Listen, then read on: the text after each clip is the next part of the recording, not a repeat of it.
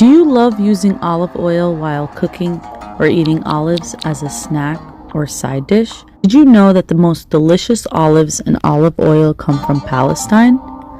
Palestinian soil and land nurtures olive trees better than any other place in the world, making it a symbol of Palestinian authenticity, uniqueness, and pride.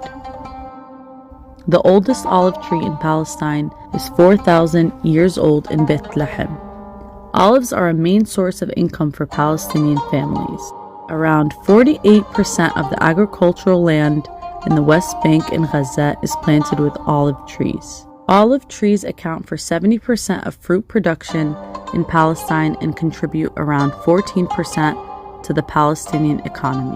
93% of the olive harvest is used for olive oil production, while the rest is used for olive soap, table olives, and pickles.